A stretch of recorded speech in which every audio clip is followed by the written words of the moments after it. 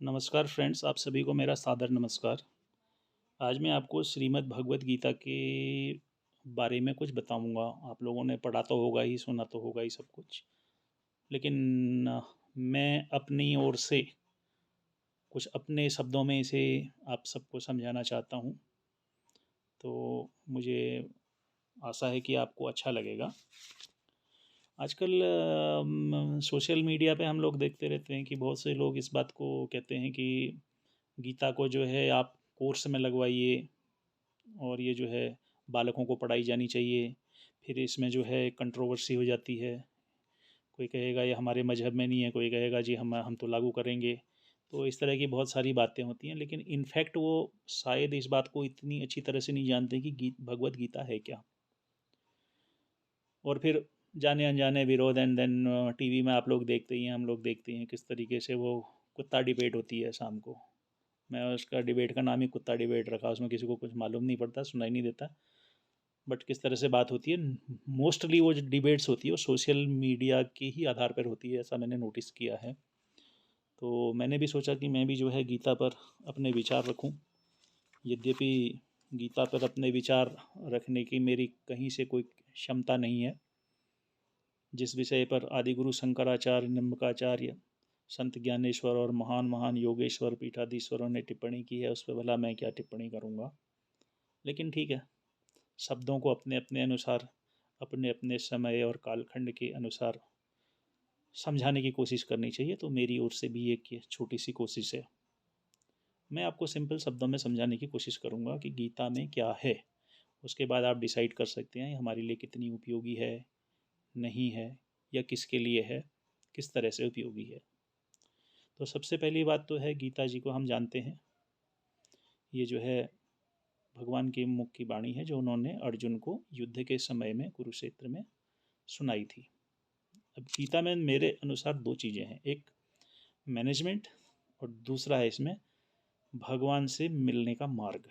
भगवान से मिलने का जो मार्ग, जितने भी मैंने शास्त्र और धर्म ग्रंथ पढ़े, उसमें सबसे ज़्यादा क्लियरिटी के साथ जो है वो गीता में जो है भगवान प्राप्ति का मार्ग बताया गया है। जो सगुण उपासक हैं, हम सब सगुण उपासक हैं, जो हम भगवान की पूजा करते हैं एक स्वरूप में, मूर्ति स्वरूप में, या उनको जो है हर एक स्वरूप में मानते हैं। तो हमारे लिए जो है, हम जब उस परम पिता परमात्मा को जानना चाहें या उनसे मिलने चाहें, तो किस तरीके का मार्ग है वो इसमें दिया है।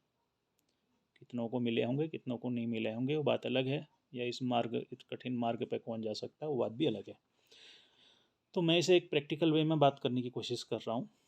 तो यहाँ पे देखिए, सबसे पहले एक चीज़ मैंने देखा है कि गीता को ना म्यूजिकल फॉर्मेशन में सुनाया गया है। धर्म क्षेत्रे कुरुक्षेत्रे समवेतायुयुत्सव मामका पांडकाश्च व किम कुर्वत संजय। इस तरीके से मुझे तो ये अच्छा नहीं लगा। सुनने में अच्छा लग रहा है ऑफकोर्स, लेकिन एक संदर्भ भी होता है ना। तो ये युद्ध के मध्य में ऐसे गा के तो नहीं सुनाया होगा श्री कृष्ण भगवान ने, तो फिर आप लोग क्यों गा के सुन रहे हो इसे या सुना रहे हो, म्यूजिकल क्यों बना दिया आपने इसको, वो मुझे समझ में नहीं आया आज तक। मेरे अनुसार कैसे पढ़ना चाहिए इसको। संस्कृत उस समय की भाषा थी, तो उसमें सीधा सा है, किस तरीके से नॉर्मल, जैसे मैं बात कर रहा हूँ अभी इस समय, ऐसे जैसे हम संवाद करते हैं आपस में, तो ये इस तरह से होना चाहिए। धतराष्ट्रवाच धर्म क्षेत्रे कुरुक्षेत्रे संवेतायुत्सव मामकः पांडकाश्चैव किम कुर्वत संजय।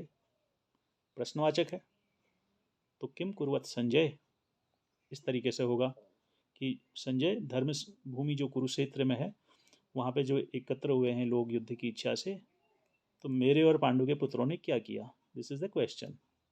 तो इसको मैं म्यूजिकल फॉर्म में गाना उचित नहीं समझता, पहली बात। अब आता हूँ इसके मैनेजमेंट की बात में। First, management. तो जब धृतराष्ट्र ने ये प्रश्न पूछ ही लिया, तो उसके बाद क्या होता है। संजय ने जवाब दिया, तो उन्होंने बताया कि इस समय जो है दुर्योधन कुछ कहने के लिए जा रहा है अपने गुरु के पास, आचार्य के पास, आचार्य द्रोण के पास। अब यहाँ आपको एक एक चीज़ समझनी होगी। आचार्य द्रोण के पास क्यों गया, जबकि सुप्रीम कमांडर तो थे भीष्म पितामह, और युद्ध में जो है सबसे बड़ी जो कमान होती है चीफ कमांडर के पास ही होती है। लेकिन दुर्योधन ने दिमाग लगाया, इंटेलिजेंट आदमी था वो दुर्योधन। तो उसने क्या दिमाग लगाया, सबसे पहले वो गुरु के पास चला गया गुरु का आशीर्वाद लेने के लिए, और उनको प्रणाम करके उनकी प्रशंसा की। मैनेजमेंट का फंडा है ना, मैं आपको इसको कोरिलेट करूँगा आज के हिसाब से। तो उसने गुरु की प्रशंसा करने के बाद ये बताया, उनको कुछ इन्फॉर्मेशन दी।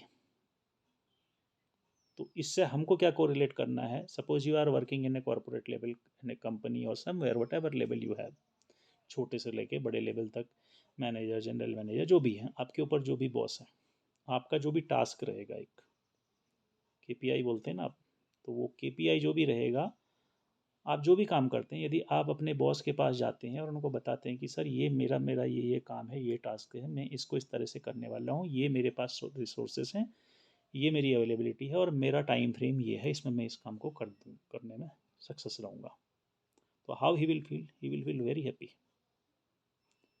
तो वो जब हैप्पी होगा तो आपको क्या होगा, काम करने में अगर कोई दिक्कत हुई, ज़्यादा टाइम चाहिए, कभी कभी टाइम की कमी हो जाती है, तो आपको सहयोग देगा।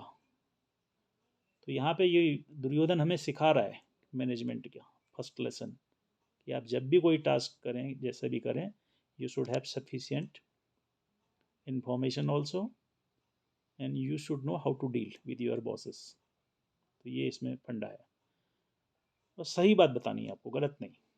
तो दुर्योधन ने देखिए दूसरा क्या किया, information how he has gathered, उसने गुरु को बता दिया कि पांडवों के पक्ष में 7 अक्षौणी और मेरे उसमें 11 अक्षौणी है, देयरफॉर वी आर सुपीरियर, हम लोग सुपीरियर हर तरह से हैं पांडवों से, चाहे संख्या बल में है, चाहे वैसे पावर में है। तो एक एक आदमी को डिफाइन कर रहा है, बोलता है देखिए उनके यहाँ कौन कौन है, उसने एक एक नाम गिनाता है इसमें नेक्स्ट चैप्टर में, तो एक एक नाम गिनाता है। उनके यहाँ एक भीम है, बहुत बड़ा बड़ा, ये है, 5 पांडव हैं, धृष्टद्युम्न है, और वो आपका शिष्य है, ऐसे भी बता रहा है। मतलब हर तरीके से पांडवों का जो की सेना है उसके बारे में बताने के बाद उसको क्लियर डिफाइन कर रहा है कि इनकी कैपेबिलिटी नहीं है हमसे लड़ने की, जो कि एक युद्ध भूमि में कमांडर या एक लीडर के पास में होना जरूरी है। तो यहाँ पर एज ए लीडर वो जो है परफॉर्म कर रहा है दुर्योधन, इफ यू सी। तो इस तरीके से वो बात कर रहा है। तो ये मैनेजमेंट का चैप्टर यहाँ पे इसने दिया। उसके बाद उसने एक एक को बता दिया कि कौन कौन क्या है, हमारे यहाँ क्या है। फिर उसने रिक्वेस्ट की कि आप जो है पितामह भीष्म का प्रोटेक्शन करिए। क्यों करिए, क्योंकि उसका एक कारण था। भीष्म पितामह ने कहा था कि मैं कमांडर तो नहीं बनना चाहता हूँ, लेकिन दुर्योधन और शकुनी ने जो है कुछ इस तरीके से बात की कि उनने कहा नहीं, बनेंगे तो आप ही बनेंगे और आप बनेंगे। तो भीष्म पितामह ने कहा ठीक है मैं बन जाऊंगा, लेकिन मैं पांडवों की हत्या नहीं करूंगा, किसी भी पांडवों की। अगर तुमको ये शर्त मेरी एक्सेप्ट है then only I will accept as a commander. तो इनने कहा ठीक है, अगर आप पांडवों को नहीं मारेंगे तो फिर आप ये भी गारंटी दोगे कि पांडव भी हम में से मुझे या मेरे 99 भाइयों को नहीं मार पाएंगे, ऐसा प्रोटेक्शन आपको करना होगा। तो भीष्म पितामह ने वचन दे दिया था। तो ये फुल प्रोटेक्शन इसको रहा जब तक भीष्म पितामह रहे। अब उसको इसी बात का डर था कि क्योंकि ये चीज़ तो पांडवों को भी पता है कि भीष्म जो है पांडवों की हत्या नहीं करेंगे, और अगर पांडवों में से किसी ने भीष्म की हत्या कर दी या युद्ध में हरा दिया, जो कि थोड़ा असंभव है, लेकिन फिर भी मान लो ऐसा हुआ तो दिक्कत हो जाएगी, फिर तो मैं और मेरे भाइयों का प्रोटेक्शन नहीं रहेगा। तो इसलिए जो है वो आचार्य द्रोण के पास जाकर के उनकी प्रशंसा करने के बाद कहता है कि आप सब जो है भीष्म को का प्रोटेक्शन नंबर 1 पर रखिए। तो ये उसका इंटेलिजेंस है, ये उसका मैनेजमेंट है, जो मैंने आपको थोड़ा सा बताया है। और इसी से जो है आप इसको बाकी एक्सपोनेंशियल वे में कर सकते हैं कि भाई आपको कैसे करना है, अपना कार्यस्थल पे आप कैसे कर सकते हैं। तो mainly informations you have to collect, then you have to act. जो भी आपका गोल है उस हिसाब से आपको करना है। अब दूसरी बात इसमें एक इसी फर्स्ट चैप्टर में एक और होता है, यदि आपने गीता पढ़ी है तो इसमें जो है जब ये संजय बताते हैं तो इन्होंने क्या बताया कि ये सब बात होने के बाद जो है भीष्म पितामह ने अपना शंख बजाया। भीष्म पितामह ने जब बहुत मतलब जोर से शंख बजाया तो उसके बाद अन्य शंख लोगों ने भी बजाने शुरू किए। शंख बजाना मतलब शुरुआत करने का एक वो होता है युद्ध की भूमि में। इसके बाद आदेश कभी भी जा सकता है कि आप युद्ध शुरू किया जाए, तो शंख जो है अलर्ट करने के लिए शंख बजाया। तो जब आप इसमें आगे देखेंगे तो यहाँ पे जो है संजय ने एक डिस्क्रिप्शन दिया है, पांचजन्यम ऋषिकेशो देवदत्तम धनंजय पौंड्रम दग्मो महाशंख भीम कर्मा ब्रकोदर अनंत विजयम राजा कुंतीपुत्रो युधिष्ठिर नकुला सहदेवश्च सुघोषमणि पुष्पको। अब ये जो है इसमें आप देखेंगे इस चैप्टर में तो केवल श्री कृष्ण के शंख का नाम है पांचजन्य, उसके अलावा जो है पांच पांडवों के शंखों के नाम दिए हैं। अर्जुन का देवदत्त, भीम का पौंड्रू, युधिष्ठिर का आनंद विजय, नकुल का सुघोष और सहदेव का मणिपुष्पक। इसके अतिरिक्त सभी राजाओं ने यहाँ शंख बजाए ये बात बोल रहा है, लेकिन शंख के नाम नहीं है। ऐसा क्यों? तो इस पर मेरा जो विचार है वो ये है कि देखिए, श्री कृष्ण स्वयं परमात्मा हैं, अवतार हैं, ये हम जानते हैं। तो उनका शंख जो है पांचजन्य उसको नाम है। इसके अतिरिक्त इसमें जो है युद्ध भूमि में जो पांच पांडव हैं वे देवपुत्र हैं, तो देवताओं के शंखों के भी नाम हैं और कहीं कोई शंख नहीं है। तो ये जो है इसको थोड़ा सा मतलब बारीकी से अगर ध्यान दे के मतलब इस विषय पे हम सोचें तो ये है कि देवपुत्रों के शंखों के नाम दिए गए, बाकी इसमें कोई देवपुत्र नहीं है। यद्यपि भीष्म पितामह की माता देवी गंगा हैं, लेकिन उनके पिता देवता नहीं थे। तो पिता से पुत्र होता है, तो इसलिए जो है उनको जो है उनका भी शंख का नाम नहीं है, किसी का नाम नहीं है। तो इस बात पे भी आप चिंतन करेंगे तो मेरा यही मानना है इसमें कि केवल देवताओं के शंखों के नाम हैं या देवपुत्रों के शंखों के नाम हैं। अब अध्याय 1 में जो है ये सब इनका जो है सब कुछ होता है। इसी बीच में जो है अर्जुन जो है श्री कृष्ण से कहते हैं कि just I would like to see कि कौन कौन मेरे साथ लड़ने के लिए आ रहा है, just let me go there. तो अभी तो आर्मी जो है अलर्ट मोड में है, बट अभी शुरू नहीं हुआ है, युद्ध शुरू नहीं किया हुआ है, तो तब तक जरा मैं इंस्पेक्शन करना चाहूँगा। तो श्री कृष्ण ने कहा ठीक है, let me take you there, और पूरा रथ को घुमा करके ऐसे करके पूरा एक एक के आगे से निकले। तो आगे जब गए तो मध्य में जो हैं आचार्य द्रोण और ये भीष्म पितामह कृपाचार्य इत्यादि हैं, और बाकी आगे पीछे बहुत हैं, दुर्योधन 100 भाई, और इस तरीके से सेना है, जो भी उनका मैनेजमेंट था, किस तरीके से आर्मी को लगाना है, तो वो सब था। तो ये देखने के बाद जब अर्जुन ने वहाँ पे देखा तो उसको थोड़ा सा दिक्कत हुई। हमने कहा यार किस ये लड़ने क्यों आए हैं, क्या इनकी मेरे साथ दुश्मनी है? आई डोंट हैव, मेरे को तो कुछ याद भी नहीं, ना इनको याद है, लेकिन सब लड़ने आए हैं।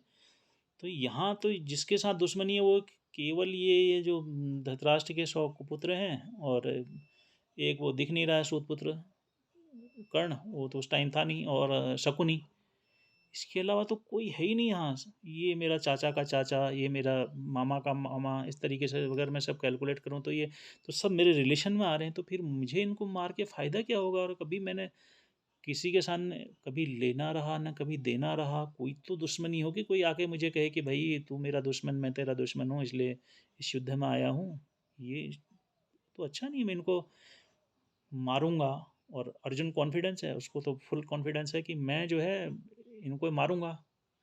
ये तो मुझे क्या मारेंगे, मैं इनको मारूंगा, तो मैं इनको मारूं क्यों, किस लिए मारूं? थोड़ा मन में उसका ये हो गया, यार सब मेरे रिलेटिव्स हैं, अच्छा नहीं है मारना इनको। तो उसने कहा श्री कृष्ण मेरे बस का इनको मारना नहीं है, क्या फ़ायदा इनको मारने के लिए, राज्य के लिए खाली हस्तिनापुर के और अपना इंद्रप्रस्थ लेने के लिए मैं लड़ रहा हूँ यार, ये तो अच्छी बात नहीं है, ये सब मारे जाएंगे मेरे हाथों, कैसा लगेगा, अच्छा नहीं लगेगा। तो श्री कृष्ण ने कहा यार अब सारी बात हो गई है, सब कुछ इकट्ठा हो गया, पूरी दुनिया इकट्ठे होके आ गई यहाँ पर लड़ने के लिए। अब ऐसे समय में तो बोल रहा कि नहीं लड़ूंगा, तो ये कोई मतलब नहीं है, ये तो कायरता वाली बात है। तो अर्जुन ने कहा कि भाई जो भी हो, लेकिन अब आप भी तो विचार करके देखिए, क्या मारूंगा मैं इनको, मारूंगा इनके बच्चे औरतें कहाँ जाएंगे, छोटे मोटे बच्चे होंगे किसी के, तो ये तो युवा सैनिक भी आए हैं यहाँ लड़ने के लिए, ये सब मारे जाएंगे। फिर ऐसा करने से क्या होगा, इनकी स्त्रियों को कौन पालेगा, लड़कियों की शादी नहीं होगी, विवाह करने योग्य युवक नहीं रहेंगे, फिर उसके बाद वो जो हैं कोई नहीं मिला तो क्या होगा, दूसरे वर्ण में शादी करेंगे, दूसरे वर्ण में उनका विवाह होगा तो क्या हो गया, जो संतान होगी वो वर्ण संकर कहलाएगी। वर्ण संकर मीन्स आपको पता है, तो वर्ण संकर संतानों के होने से क्या होता है, धर्म का नाश बहुत जल्दी हो जाता है तत्काल। पहले उसी परिवार से, उसी घर से उसका कुल दोष शुरू हो जाएगा, उसके बाद धीरे धीरे वो दोष समाप्त करके, क्योंकि उसके जो है कोई भी क्रिया एक्सेप्ट नहीं होती है, ना उसके श्राद्ध कर्म एक्सेप्ट होता है, ना कुछ होता है। तो ये तो सब, यहाँ तक कि हमारे जो फोर फादर्स हैं वो लोग भी जो है नरकों में रहेंगे। ये अच्छी बात नहीं है। मैं लड़ने के लिए तैयार नहीं हूँ, श्री कृष्ण मेरे बस का नहीं है, मेरा जो है मेरे हाथ पाँव ही काँप रहे हैं यार, ये सब अपने लोग हैं। तो वो बैठ गया। बात तो उसकी भी ठीक थी, प्रैक्टिकल बात थी। अब लेकिन यहाँ पे सब कुछ हो गया, अभी किस एक के कारण ऐसा तो नहीं कि सोचा जा सकता है। ये है, तब श्री कृष्ण ने कहा कि भाई बात यह है, ऐसा है। पहली बात, जो ये जो मोह कर रहा है कि मेरा तू अपना है, ये है वो है, मेरा भाई है, रिलेशन में कजिन है, जो भी है, वो इस समय गलत समय पर कर रहा है। ठीक है, मोह कभी होता है ना कि ये हमारा अपना है, वो दूर दराज का रिश्तेदार है, कभी कभी हम मान लेते हैं, लेकिन कुछ समय पर नहीं करना चाहिए, ये कुछ समय है।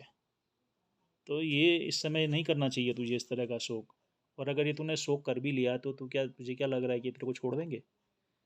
ये तो तेरे पर ही अटैक करेंगे, और फिर तो बोलेगा मैं मारूंगा नहीं, तो खुद मरेगा। फिर फ़ायदा क्या होगा? इससे बढ़िया क्या है, चैलेंज एक्सेप्ट करते हुए लड़ाई करो, तो उससे यश होता है, भले ही कोई जीते हारे वीर गति को प्राप्त होता है। यहाँ पे तुम तो ये कायरों वाली बात कर रहा है बिल्कुल ऐसा तो, और ज्ञान की बात कर रहा है कि ये जो है हमारा जो है वर्ण संकर हो जाएंगे लोग, ये हो जाएंगे, वो वो तुम्हारा काम नहीं है। तुम्हारे को ये सोचना नहीं है, तुमको जो काम है उतना ही काम करो। तो अर्जुन ने कहा नहीं नहीं, मेरे बस की बात नहीं है। श्री कृष्ण को बड़ा अजीब लगा, भाई वो भी द्वारिका से आए हैं यहाँ पे। तो उन्होंने कहा देखो भाई ऐसा है अर्जुन, पहली बात, अब तेरे को समझ में तो आएगा नहीं जल्दी, मैं तेरे को सीधे सीधे हाई लेवल पे ही ले चलता हूँ। तो हाई लेवल क्या था, आध्यात्म लेवल। तो उन्होंने बताया कि आत्मा जो है मरती नहीं है। तो बोले जब आत्मा मरती नहीं तो फिर तुम क्यों शोक कर रहे हो इन लोगों के लिए? तुम्हें शोक करने की ज़रूरत ही नहीं है किसी भी प्रकार से, क्योंकि आत्मा तो अजर अमर है, उसको तो कोई सुखा नहीं सकता है। कर्म के अनुसार वो अपनी उसकी गति होती है, कर्म के अनुसार अपना जीव जन्म लेता है, भोगता है, और एक चक्र चलता है। तो आत्मा नहीं मरती है, उसके शरीर का चेंज होता है। तो ये हाई लेवल टॉक था, तो अर्जुन को भी समझ में नहीं आया।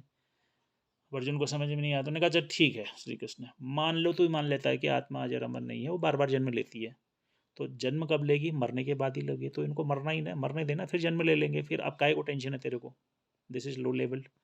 लो लेवल में प्रैक्टिकल लेवल मतलब समझाया, व्यावहारिक लेवल जिसे हम कह सकते हैं। बोला भाई मर जाएगा, दोबारा जिंदा हो जाएगा ना, तब हो सकता है वो अच्छे कर्म से आएगा। आज तो ये लोग बहुत ही दूषित मानसिकता वाले हैं, गलत अधर्म का साथ के लिए खड़े हैं ये जितने लोग हैं। अच्छा, इन लोगों में किसी को कुछ लेना देना नहीं है, लेकिन ये क्यों आए हैं उनके समर्थन में, कौरवों के समर्थन में, दुर्योधन पे? बोले हम मित्र हैं। तुम मित्र हैं तो किस बात के मित्र हो भाई? तुमने समझाया दुर्योधन को, हम तो समझाने गए थे।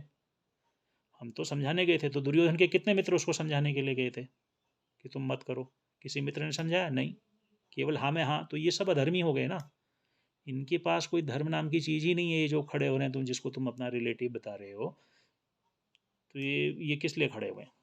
इसलिए मारो इनको, मारने लायक हैं ये, इनको भी दुष्ट में डालो, दुष्ट श्रेणी में है ये। लेकिन फिर भी एक बहुत बड़ी बात थी। मैंने कहा केशव, मेरा हाथ कांप रहे हैं, गांडी छूट रहा है मेरे से, मैं पकड़ूंगा ही कैसे, निशाना भी नहीं लग पाएगा। बिल्कुल नहीं हो पाएगा, आप छोड़ो यार, इनको दे देते हैं राज्य, हम लोग जंगल चले जाते हैं। और हमारे बड़े भाई युधिष्ठिर जी का तो वैसे भी मानना था, वो तो वैसे भी तैयार नहीं हो रहे थे। संभव हम ही लोगों ने उस टाइम तैयार किया, पर अब इनको देख करके तो मुझे नहीं लगता कि हमको कुछ करना चाहिए।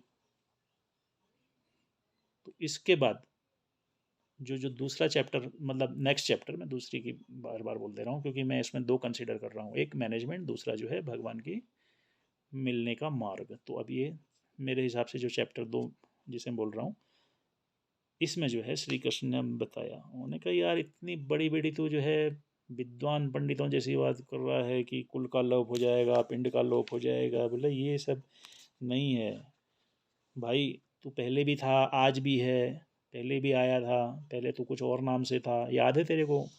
जब तू नर था मैं नारायण था, हमने तपस्या करी थी। तो इसको शौक लगा, बोला हाउ डू यू नो? बोला मैं भगवान हूँ।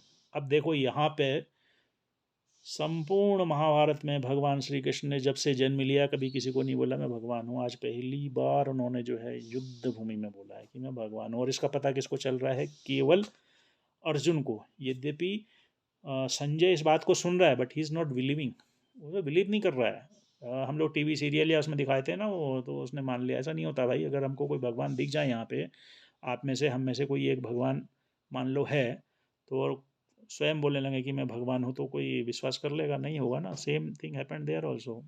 संजय केवल बता रहा है, बोला धृतराष्ट्र को वो ऐसा कह रहा है या ऐसा कहने वाला है या उसने ये किया, वो इस बात को कह रहा है। तो यहाँ पे थोड़ा ध्यान देने वाली बात है। अब श्री कृष्ण ने कहा कि देखो मैं तो अजन्मा हूँ भाई, यद्यपि मैंने कई बार जो है प्रकट हुआ हूँ। तो मैं तुझे बता रहा हूँ इसलिए मुझे याद है, तुझे याद नहीं है। मैंने तो ये पहले भी जो है बताया था बहुत सारी चीज़ें।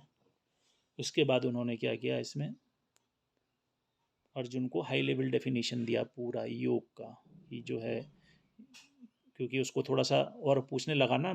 अर्जुन क्या चाह रहा था कि श्री कृष्ण को डाइवर्ट करके किसी तरीके से युद्ध से हट ही जाऊं, वही अच्छा रहेगा।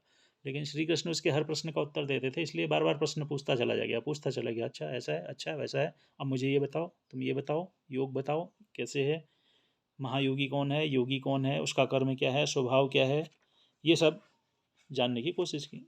लेकिन श्री कृष्ण जी ने बहुत अच्छी तरीके से बता दिया। यहाँ तक कि फिर वो जो है आगे उन्होंने बताया कि जो है सत्य क्या है, असत्य क्या है, आत्मा क्या है। फिर वो आत्मा के बारे में पूरा डिस्क्रिप्शन है इसमें। आगे आगे जो है इसमें उन्होंने कहा कि एक जगह जो है वो ट्रैप करने की कोशिश करता है अर्जुन श्री कृष्ण भगवान को। कैसे करता है? बोलता है आप जो है सब बता रहे हो मुझे हर तरह से कि कर्म कर, ये कर, वो कर, ऐसा कर, वैसा कर, फिर आपने मुझे योग भी बता दिया, ये कर दिया, तो फिर आप मुझे भयंकर कर्म में क्यों लगा रहे हो? तो जब आप ज्ञान को श्रेष्ठ मानते हो तो फिर मुझे इस भयंकर कर्म में क्यों लगा रहे हो?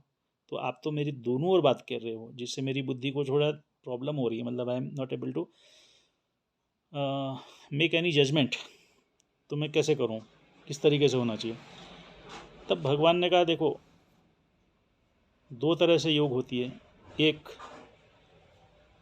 एक जो मतलब पूर्ण योगी है, जो है कर्म योगी है, अपना निष्काम भाव से करता है। दूसरा सकाम भाव से करता है। मैं आपको दूसरे शब्दों में समझा रहा हूँ, कृपया ध्यान दीजिएगा। आपको कहीं गीता पढ़ने पर जब आप अर्थ करेंगे तो आपको लगेगा कि नहीं ऐसा नहीं बोला था।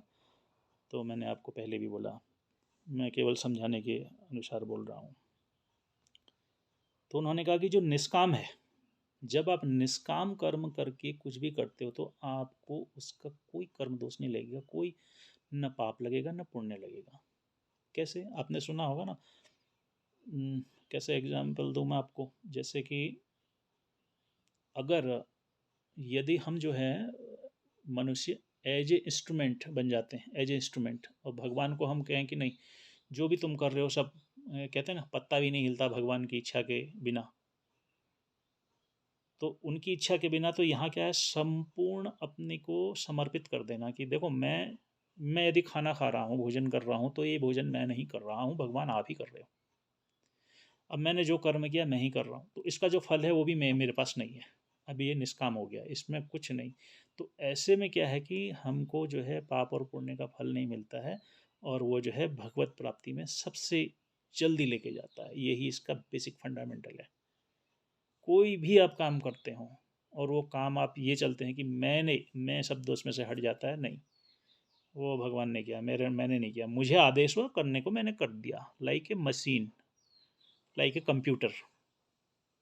आप कंप्यूटर से कितना भी काम करा लो, कंप्यूटर में नहीं बोलता ना कुछ, ऐसे ही आप बन जाओ इंस्ट्रूमेंट। तो अगर आप इसको थोड़ा सा और थ्योरी में जाएंगे कभी किसी उसमें, अब देखिए, आपको बोलते हैं ना, ये मैं पिता पुत्र को जो है कभी कभी इंट्रोड्यूस करता तो क्या कहता है, ये मेरा सुपुत्र है, ये मेरी सुपुत्री है। सु लगाता आगे, सुपात्र। पात्र क्यों लगाता उसके अंदर वो, सुपुत्र, यानी वो उसको इंस्ट्रूमेंट बना के बात कर रहा है। इसी तरीके से हम सुयोग्य बने और हम उसको जो है इंस्ट्रूमेंट बन करके रहें भगवान के, तब जो है भगवत प्राप्ति बहुत आसानी से होगी। वो ये गीता कह रही है। जहाँ हमने कहा कि नहीं मैंने किया, मैं गया, मैं जा रहा था, वो कर रहा था, ये कर रहा था, वो कर रहा था, तो फिर भगवत की प्राप्ति हमें नहीं हो पाएगी। यही इसमें वो है। और जो ऐसा करता है, देखिए खाना प्रैक्टिकली बाहर से जो कोई देखेगा तो बोलेगा भाई आप खा रहे हो और बोल रहे हो कि नहीं मैंने नहीं खाया, खाना तो भगवान ने खाया। एकदम सही बात है। उसकी दृष्टि में आपने खाना खाया, लेकिन आपकी दृष्टि में आपने नहीं, भगवान ने खाना खाया। क्यों? आप तो हृदय में भगवान को मानते हो, तो फिर सीधी सी बात है आपने नहीं खाया। That's true for you. लेकिन वो जो सांसारिक रूप हो गया, सांसारिक रूप में कुछ अलग हो गया और आध्यात्मिक लेवल पर अलग हो गया। तो आध्यात्म विद इन हमारे अंदर ही होता है, वो बाहर नहीं जाएगा। जबकि व्यवहार प्रैक्टिकल है, वो दोनों तरफ रहेगा। शायद मेरे को ये समझाने में थोड़ी कठिनाई होगी, तो आप समझने की कोशिश कीजिएगा। जो जो थोड़ा बहुत इस बारे में कभी अध्ययन किए होंगे उनको समझ में आएगा, ऐसा मेरा मानना है। तो भगवान ने जो है यही समझाया। अब ये समझाने के बाद जो है फिर भी अर्जुन थोड़ा सा और आगे करने लगा कि जो है फिर आप तो कह रहे हो कि ये ऐसा है वैसा है, जैसा भी है, तो या जो है कर्म की जो बात कर रहे हो, तो आप मुझे ये बताइए कि जो है ये जो नाना प्रकार के लोग हैं जो एक्ट करते हैं, जैसे राजा या कोई दूसरा या भक्त, तीन कैटेगरी में मान लेता हूँ, राजा, नॉर्मल प्राणी, एज ए भक्त, और तीसरा जो है ये आपका बाकी के व्यक्ति लोग, राजा लोग या इस तरह के। तो इनमें कैसे डिफरेंस है, क्या है, कैसे है, इनके बारे में आपको क्या है वो कर सकते हैं, ये क्यों ऐसे होते हैं। तो फिर श्री कृष्ण ने बताया ये जो है कर्मों का वजह से है, अपने अपने कर्म जनित, मतलब लोगों की जो आसक्ति होती है। मान लो कि हम में से, आप में से कोई बनना चाहे कि मुझे प्रधानमंत्री बनना है, तो प्रधानमंत्री बनना है तो आप उसमें कुछ प्रयास करोगे। जब आप प्रयास करोगे तो वो क्या प्रयास होंगे, आपके अपने। तो आपकी जो है इंद्रिय सुख, भौतिकता, आपके गुण बनने लगेंगे। तो उसमें जो है रजोगुण आएगा, राजसी गुण आएगा। इस तरह से आप अपने आप को योग्य बनाते हुए बनाते बनाते हुए एक जगह पहुंचेंगे और आप बन गए प्रधानमंत्री या राजा बन गए या राष्ट्रपति, जो भी कह लें, आप ये बन गए। तो आपने इस कर्म को किया, बट इसमें क्या हो गया, आपकी आसक्ति नहीं छूटेगी कभी भी नहीं। आप हमेशा वही चाहोगे, वही बनना रहना। तो इसमें जो है आपको भगवत प्राप्ति नहीं होगी। कहने का मतलब यह है, क्योंकि आपका सारा जीवन उसी ओर लग गया है। लेकिन अगर आपको भगवत प्राप्ति करनी है, आप मतलब जैसे वाटर का फ्लो होता है, रिवर का कोई अपने डायरेक्शन में चलती है, सिमिलर चाहिए जो जैसे है, जैसे आपको मार्ग मिलता गया जीवन में, आप चलते गए। और सब्जेक्ट टू, आपने कहा कि मैं इसमें नहीं कर रहा हूँ, मैं करता नहीं हूँ, करने वाला कोई और है, मैं कर रहा हूँ। आपने जैसा दिया मैंने किया, मैंने किया, मैंने किया। तो आपके रास्ते बुद्धि और वो आपको लेके जाएगा। तो यहाँ कहीं आप कुछ नहीं कर रहे हैं, तो आप जो है दोष मुक्त हैं, और एक दिन आपको जो है भगवत की प्राप्ति विद इन योर सेल्फ हो जाएगी। ये इस बारे में चैप्टर है। इसमें और भी आगे उन्होंने पूछा है कि ये जो है जो मनुष्य लोग होते हैं, तो फिर वो अपने कर्म फल को प्राप्ति के लिए देवताओं का सहारा भी तो लेते हैं। हम बोलते हैं ना, इंद्रदेव बहुत बारिश हो गई है, थोड़ा बंद कीजिए, या सूर्यदेव से प्रार्थना करते हैं थोड़ा गर्मी ज़्यादा हो गई, आप थोड़ा अपना ताप कम रखिए, या बादलों को भेजिए, इस तरह से। तो जो है मनुष्य जो होता है वो देवताओं का पूजन इसीलिए करता है। तो वो जो है उनको कैसे मिल जाता है, क्या मिल जाता है, तो इसके बारे में भी उन्होंने, भगवान ने आगे बताया कि जो है देखो, ये सृष्टि मैंने बनाई है, चातुर्वर्ण्यम मया सृष्टम गुण कर्म विभागशः तस्य कर्तारमपि मां विद्यत कर्तारमव्ययम। ब्राह्मण, क्षत्रिय, वैश्य, शूद्र, इन चार वर्णों का जो समूह है, वो उनकी क्वालिटी और उनके कर्म के अनुसार मेरे द्वारा रचा गया है। श्री कृष्ण बोल रहे हैं कि मैंने जो है इसको स्थापित किया है, और इससे क्या है, चलाने के लिए ये गुण होते हैं। इसी तरह से नेक्स्ट लेवल पे मैंने जो है इन्हीं कर्मों के आधार पर, जो जिनके कर्म सदकर्म हैं वो देवताओं के रूप में प्रतिष्ठित हैं, तो देवताओं को और इनको मनुष्यों को लिंक किया हुआ है कि वे जो हैं फलों की प्राप्ति के लिए इनसे करें, लेकिन ये है संसार को चलाने के लिए सृष्टि, लेकिन जो मेरे को प्राप्त करने के लिए है वो इसमें नहीं है। अर्थात इसका अर्थ क्या हुआ, कोई भी व्यक्ति, आगे के चैप्टर में ही होगा ये कहीं पे, कोई भी व्यक्ति किसी भी वर्ण का हो वो मुझे प्राप्त कर सकता है। प्राप्त करने का मार्ग क्या है, सेम है। कहीं नहीं बताया कि मंदिर में जाओ, घंटी बजाओ, पूजा करो, पाठ करो, इसमें कहीं नहीं आएगा गीता में कि तुम ऐसा करो। वो कर्म से रिलेटेड है, कर्म कांड है, उसकी बाद में कभी व्याख्या करूँगा। यहाँ पे क्या है, मुझे प्राप्ति करने के लिए तुम अपने सहज भाव से, सहज स्वभाव से, जो जैसा हो रहा है कि मुझे जो है कुछ अंदर से बता रहा है, मेरा मन या मेरे हृदय में स्थित परमात्मा मुझे बता रहा है मुझे ये करो, मुझे ये पढ़ना चाहिए, मुझे ये सब्जेक्ट से आगे बढ़ना चाहिए, अब मुझे आज ये करना चाहिए नित्य, तो वो चलेगा और चलने से मुझे प्राप्त करेगा। हाँ, इसमें देवता भी मार्ग में सहायक होते हैं। कहीं कहीं जो है आपको मनुष्य को समझ में नहीं आता तो क्या करना पड़ता है, फिर वो थोड़ा सा कर्म कांड की से भी ज्ञान ले सकता है। इसलिए ज्ञान को इसमें सबसे इंपॉर्टेंस दी। बोला ज्ञान कहाँ से होगा, वो कर्म से ही होगा। भगवत प्राप्ति के लिए भी ज्ञान करना है तो कर्म से। तो इसलिए जो है हमने कहा अभी मुझे आज का दिन, सपोज किसी को, हमको चाहिए कि आज का दिन यार अच्छा बीते, अच्छे से करना, तो सुबह उठने के लिए हमें सुबह उठते ही सबसे पहले देवताओं से ही प्रार्थना करनी पड़ेगी। उठने के बाद है ना मंत्र, विष्णु पत्नी नमस्तुभ्यम, धरती में जैसे ही हम पैर रखते हैं उसके बाद हम देवताओं को, इष्ट देवताओं को प्रणाम करते हैं। तो क्या है कि वो मार्ग, उससे मन शुद्धि होगी और मन जो है सही डायरेक्शन में आज पूरे दिन में ले जाएगा। इस तरह नित्य करना है। तो एक ज्ञान से, कर्म से और देवताओं के सहायक होते होते, और अंत में यही मान करके कि मुझे कुछ भी मैं नहीं कर रहा हूँ, ये छोड़ देने का के लिए ही गीता में बताया है। ये भगवान ने भगवत प्राप्ति का उपाय बताया। अब ये सब बताने के बाद भी अर्जुन को थोड़ा सा समस्या है, मानने को तैयार नहीं है, कोई भी नहीं मानेगा। तो अर्जुन ने कहा फिर आप ये बताओ, आप तो, आपने मुझे बताया कि आप भगवान हो। श्री कृष्ण ने कहा हाँ हूँ। बोला आप कैसे हो, बोले मैं सर्वव्यापी परमात्मा हूँ। बोले कैसे हो, तो उन्होंने बताया देखो वृक्षों में मैं पीपल हूँ, धातुओं में मैं स्वर्ण हूँ, और नक्षत्रों में मैं जो है नक्षत्रों का अधिपति चंद्रमा हूँ, और सूर्य हूँ। तो आपने देखा होगा ना, सब चीज़ के एक एक का नाम लेते हूँ। पितरों में जो है मैं आर्यमा हूँ, और जो है मैं ही नारायण हूँ, सब तरह की बात कहते हैं। इस तरह से वो बताने लग गया। अब श्री कृष्ण की ये बातें सुन करके अर्जुन ने थोड़ा सा मजा लिया, थोड़ी हंसी आई उसको। उन्होंने कहा वाह बड़ी अच्छी बात बताई आपने, मैं मान गया आपको। आज तक जो है सारे लोग कहते थे अब बहुत बड़े मायावी हैं, बड़े गुरु हैं। तो भगवान ने, कृष्ण ने कहा अच्छा अभी भी इसको समझ में नहीं आ रहा है, क्या करूँ उसको। तो बोला यार अब मैंने बता तो दिया तेरे को, सारी बातें बता दी हैं, ज्ञान बता दिया, वो बता दिया सब कुछ। अब भी तो नहीं लड़ने की बात कह रहा है, तो मैं तो अभी भी कहूँगा कि ये तो बहुत गलत बात है।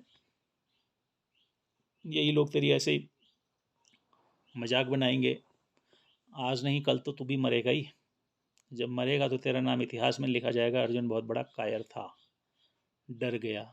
उस टाइम तो कोई नहीं बोलेगा ना तूने अपने स्वजनों के मोह से युद्ध नहीं किया, कोई ये बात बोलेगा? नहीं नहीं जी, वहाँ भीष्म पितामह थे, आचार्य द्रोण थे, इसलिए युद्ध नहीं किया, ये बात को कोई लिखेगा नहीं।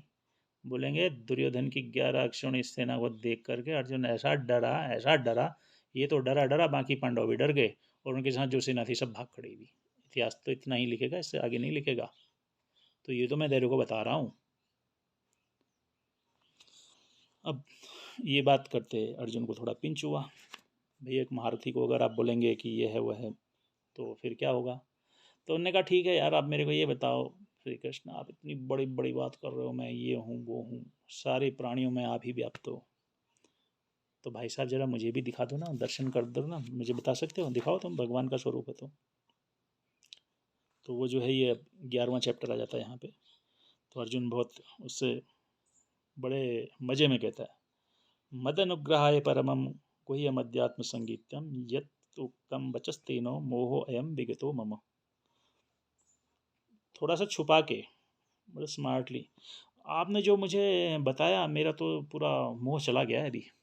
मैं युद्ध तो करूँगा अभी ऐसे ही, लेकिन मजे लेने के। फिर बोलता है भवाप्यो हि भूतानां श्रुतो विस्तरशा मया ततः कमलपत्राक्ष महात्म्य पिचाभ्ययम्। अच्छा ये बताओ, आपने जो जितने प्रलय उत्पत्ति और यहाँ तक कि अभी सब योग, सब बड़ी बड़ी बातें की, कोई मरता नहीं आजमा, ये अजर अमर सबकी बात की ना, तो क्या मैं देख सकता हूँ आपके इस स्वरूप को? भाई आप तो भगवान हो। वे तो थोड़ा कमेंटिंग ही था। भगवान ने कहा अच्छा, उन्होंने कहा अच्छा, अच्छी बात है। तो उन्होंने कहा मैं तेरे को दिव्य दृष्टि दूंगा, इसके बिना तेरे को बहुत दिक्कत हो जाएगी, तू नहीं देख सकता है, कोई भी नहीं देख सकता। तो उन्होंने कहा फिर दीजिए। तो श्री कृष्ण ने जो है अर्जुन को दिव्य दृष्टि दी। अब दिव्य दृष्टि दी तो उसको कहा कि अब देख, पश्चिम में पार्थ रूपाणी शतसो सहस्त्रश नाना विधानी दिव्यानी नाना वर्ण कृतयिनी च। अब तो देख लंबे समय से, पश्य आदित्यान वशून रुद्रान अश्विनो मरुतस्तथा बहु अन्य दृष्ट पूर्वाणी पश्य आश्चर्याणी भारत। अब देखिए आश्चर्यपूर्वक, मेरे से पूछ रहा था ना मैं भगवान हूँ कौन हूँ बोल के, अब देख। अब जब उसने जो है दिखाने की कोशिश है, बोला तेरे को दिव्य दृष्टि दे दी मैंने तेरे को। तो जैसे ही ये बात करी तो अब उनने देखना शुरू किया। जैसे ही देखा तो एक कॉस्मिक फॉर्म में जो है श्री कृष्ण को देखा। वो उनके अंदर जैसे हम देखते हैं ना,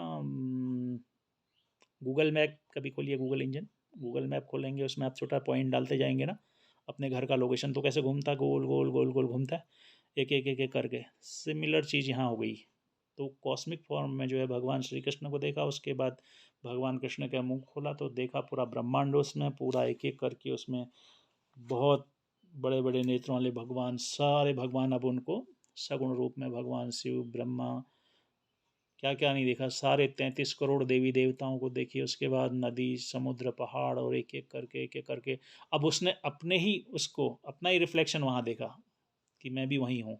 5 पांडव भी उसमें सारे दिख रहा उसको, ये पूरे कौरव ये वो सब सेनाएं खड़ी एज इट इज़, मतलब उसको रिप्लिका कह लें आप, वहाँ पे जो दिख रहा है। अब वो भगवान कृष्ण के मुंह के अंदर देखते ही चला गया, देखते चला गया। फिर उसने देखा अचानक, हाँ यहाँ तो बाणों की बारिश भी हो गई, चलने लगे, एक दूसरे को मारने लगे। और इसमें देखा कि उन्होंने कहा एक एक करके अभी मरने भी लगे हैं। तो वो सब भीष्म द्रोण ये सब दुर्योधन ये सब मरने लगे उसमें भगवान के जबड़े में, चारों ओर रक्त की नदी। और एकदम ये देख के वो बहुत डर गया। डरा तो उसने कहा भगवान ये अभी आप तो बहुत अच्छे फॉर्म में थे एकदम, भगवान श्री कृष्ण कॉस्मिक फॉर्म में थे, अभी एकदम विकराल खतरनाक वन, तो ये क्या है? मैं मेरे को डर लग रहा है, बंद करो, बंद बंद, बंद करो, आई कांट सी दिस। तब श्री कृष्ण ने कहा ये मेरा काल का स्वरूप है, समझ गया। और ये जो है इस समय अधर्म को बहुत बढ़ा हुआ है, इन सब अधर्मियों का नाश करने के लिए आया है, और एक एक करके मारे जाएंगे मेरे द्वारा। इसने आंखें बंद कर ली, बोला मैं अब आगे नहीं देख सकता। ऐसा होता है ना, कभी कभी हम कोई खतरनाक वीडियो देखते हैं तो उसमें भी सेंसर लगाते हैं ना कि ये न देखें, आपको कमज़ोर दिल वाले न देखें। ऐसे ही इसके लिए भी यहाँ पे हो गया। आंखें बंद कर ली, एकदम चक्कर सा आ गया। बोला श्री कृष्ण बंद करो, बंद करो। भगवान कृष्ण ने बंद नहीं किया। उसके बाद इन्हें जो है हाथों में नमस्कार करना शुरू कर दिया एकदम। तो जो है उन्होंने कहा बहुत हो गया। अब इसने जो है प्रार्थना शुरू की। तो उन्हें सब करने के बाद जब बोला अभी तक मैं सब कुछ अच्छा देख रहा था, अब मेरे से बहुत दिक्कत हो गई है, अब मैं क्या करूं? तो फिर जो है इसने जो है बहुत अच्छे से प्रार्थना करी।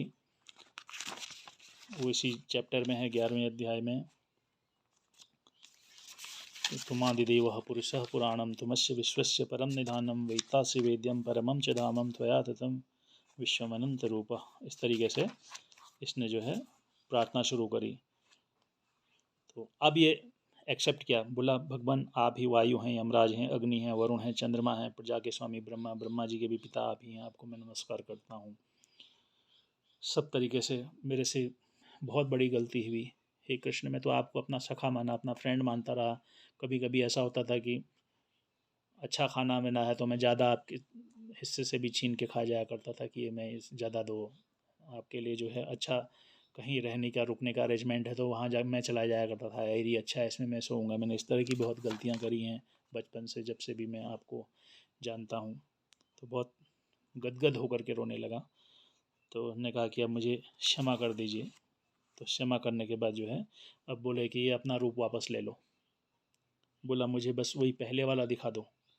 तो मैं पहले वाला ही देखना चाहता हूँ। कौन सा? सुंदर चतुर्भुज स्वरूप किरीटिनिम गदिनिम चक्रस्तम इच्छामि त्वां दृष्टुमहं तथैव तेनैव रूपेण चतुर्भुजेन सहस्रभावो भव विश्वमूर्ति।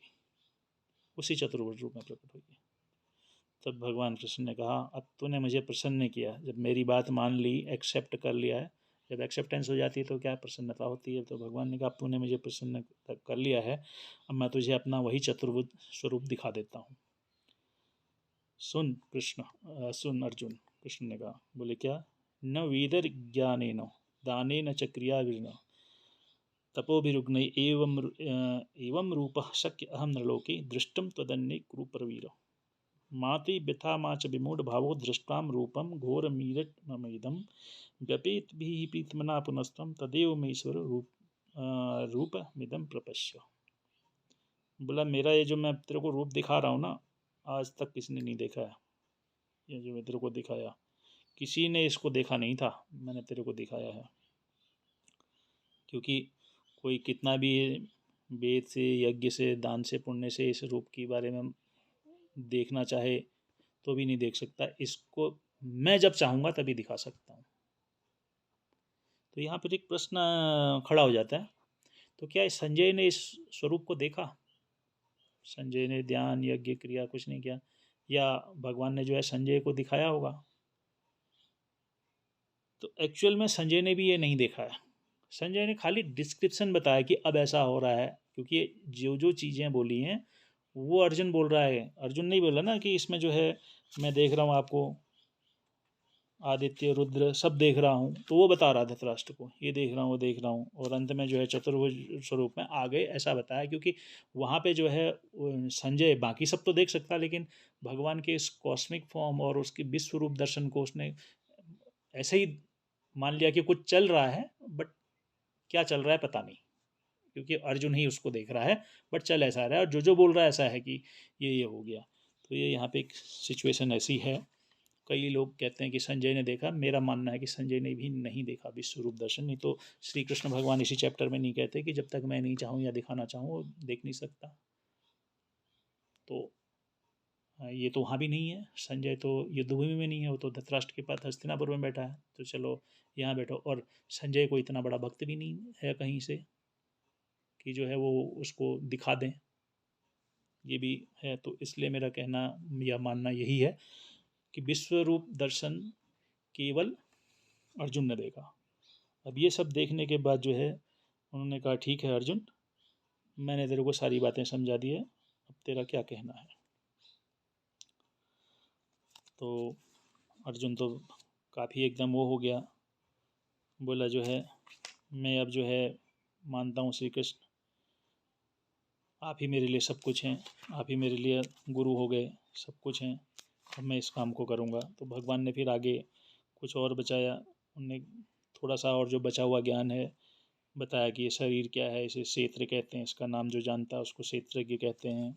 इस तरीके से उन्होंने बाकी का ज्ञान जो दिया वो भी दे दिया। बोला जब इतना बता ही दिया तो आगे का भी सुन ले, सो दैट कन्फ्यूजन तेरे को नहीं रहेगा। और इस तरीके से पूरी बात बताने के बाद, अर्जुन को पूरा तैयार करने के बाद उन्होंने कहा कि चलो अभी युद्ध करते हैं। तो जिस समय ये बता रहे थे, इस गीता को पढ़ने में करीब, भगवान को बताने में, ये सब पढ़ने में 1.5 घंटे के आसपास का समय लगा है।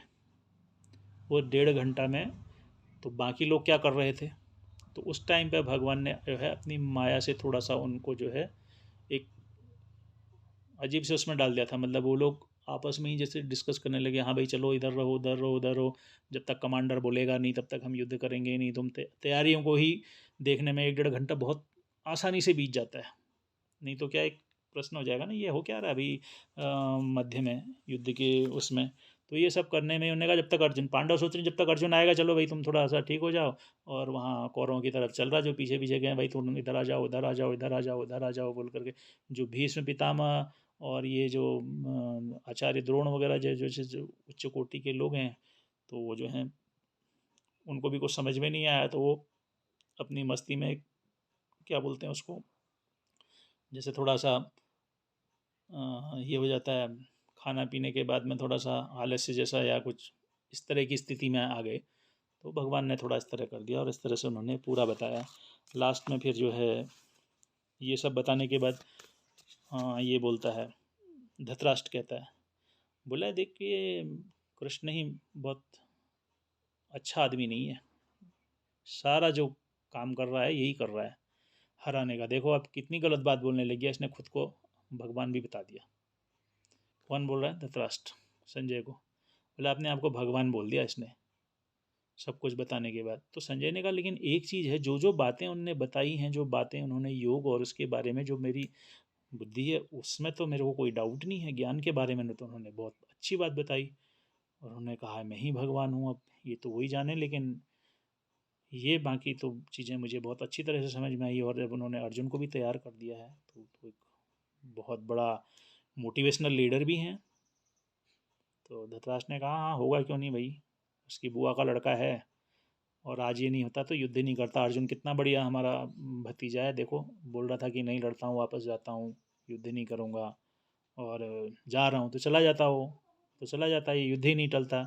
और ये जो है दुर्योधन सही कहता था, उसने कहा कि जो है मैं 5 गांव भी नहीं दूंगा, या जो है कृष्ण भड़का है, ये सारा काम कृष्ण का ही है, ये बात इसके दिमाग में ये बात आई पूरा ज्ञान सुनने के बाद में।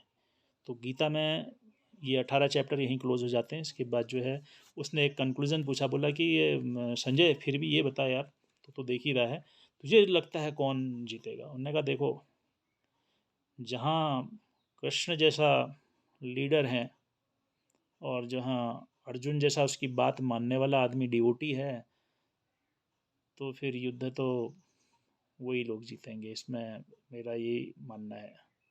तो इस बात से थोड़ा सा ये चिढ़ गया, बोला तो उनकी जैसी बात है। वो बोलता मैं तो, मेरा काम फैक्ट बताना है, मैं तो आपको बताया है, क्योंकि उनकी लीडरशिप बहुत ज़बरदस्त है और वो धर्म में है, सबसे बड़ी बात है धर्म में, उनको पास धर्म का बल है। तो इस तरह से गीता के जो हमने पूरा, मैंने आपको 18 चैप्टर को 1 घंटे में ही से कम समय में बताने की कोशिश की है। इसके आधार पर अब आप ये कह सकते हैं कि जो है ये स्कूलों में पढ़ाई जानी चाहिए। क्या इससे कुछ समझ में आएगा बच्चों को जो मैंने बताया? गीता में यही, अगर आप इसको पढ़ें तो ओनली भगवत प्राप्ति का जो मार्ग है ना, बहुत छोटे से डिफाइन किया, बट वो बहुत लंबा एक्सप्लेनेशन है जो कि चाहते हुए भी हम लोग नहीं कर पाएंगे। क्या कभी ऐसा हो सकता है कि हमारे अंदर अहंकार नहीं आए कि मैं ये काम कर रहा हूँ, ये उसको मैं बोलूँ ये तो परमात्मा की वजह से हुआ? बुरा होगा तो हम ज़रूर कह देंगे, हमारे ग्रह नक्षत्र खराब थे, शनि जी की 7.5 आ गई, और राहु की महादशा आ गई, मंगल की दशा आ गई, इस तरह की बातें हम कर लेंगे उस टाइम पे उनको। लेकिन जैसे ही हम कोई अच्छा काम, हाँ मैंने किया जी, पूरा रात दिन लगा था, मैं तो खाना भी नहीं खाया, ये भी नहीं किया, वो नहीं किया। तो जब हम इस तरह से बात करेंगे तो परमात्मा की प्राप्ति का तो असंभव है। और केवल परमात्मा को प्राप्त करने के लिए हमें हर बात पे कहना होगा नहीं मैं कुछ नहीं कर रहा हूँ, सोया भी हूँ तो मैं नहीं सोया हूँ, भगवान ने सोए हैं, क्योंकि कहा है ना वो, यत पिंडे तत् ब्रह्मांडे। अजिपा गायत्री भी यही बात कहती है, सोहम। ये 2 मंत्र हमेशा याद रखिए, सोहम और यत पिंडे तत् ब्रह्मांडे। उसके बाद कोई भी कर्म जो है मैं नहीं कर रहा हूँ, कराने वाला कोई और है, भोगने वाला कोई और है, मैं तो एक इंस्ट्रूमेंट हूँ जी। इतना लेके अगर आप आगे चलोगे तो हो सकता है फिर मार्ग धीरे धीरे खुलने शुरू हों।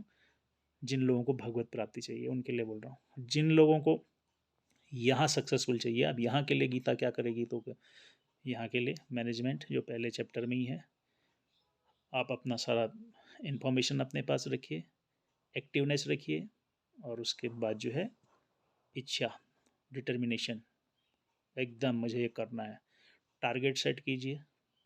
और टारगेट सेट होने के बाद किसको उस टीम में क्या काम करना है बेहद इंपॉर्टेंट है। जैसे दुर्योधन ने बोला है कि आचार्य द्रोण के पास गया, भीष्म के पास, ऐसे ऐसे करके सब बताया, ये सब चीज़ें उसको करनी है।